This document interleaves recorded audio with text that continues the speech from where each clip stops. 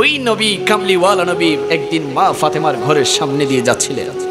যাওয়ার পরে হঠাৎ করে রাসূলে কায়নাতের কান মোবারকে একটি কান্নার আওয়াজ শোনা গেল। বাচ্চার কান্নার আওয়াজ, শিশু কান্নার আওয়াজ শোনা গেল।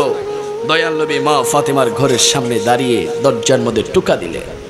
দরজার মধ্যে টোকা দিয়ে বললেন, ও ফাতেমা, দরজা খুলো। ফাতেমা রাদিয়াল্লাহু তাআলা আনহা আমার নবীকে দেখে অবাক হয়ে গেলেন, ইয়া রাসূলুল্লাহ, এই অসময়ে আপনি আমার ঘরে এসেছেন।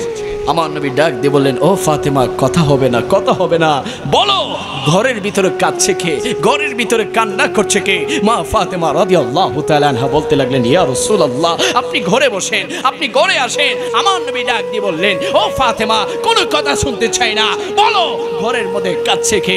আমার নবীর কলিজার টুকরা কন্যা মা ফাতেমা রাদিয়াল্লাহু তাআলা আনহা বলতে লাগলেন, ইয়া রাসূলুল্লাহ, ইয়া হাবিবাল্লাহ, শিশু বাচ্চা হুসেন সে কান্না করছে, সে তো শিশু, কান্না করতেই পারে, কান্না করতেই পারে। আমার নবী ডাক দিয়ে বললেন, ও ফাতেমা, ও ফাতেমা, তুমি কি জানো না আমি আমার হুসেনের কান্না সহ্য করতে পারি না, আমি আমার হুসেনের কান্না সহ্য করতে পারি না।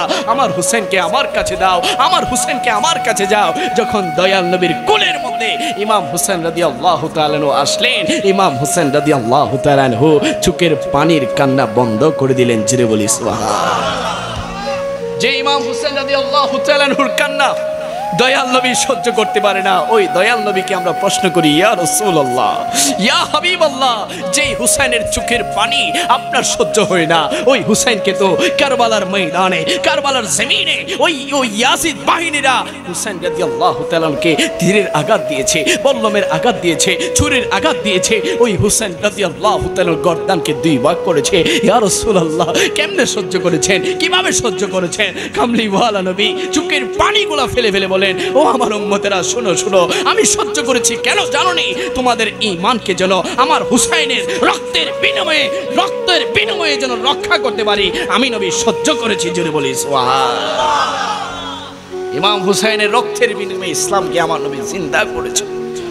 ওই হুসাইনকে আমরা ভালোবাসতে চাই কি চাই না? দরকার আছে না নাই?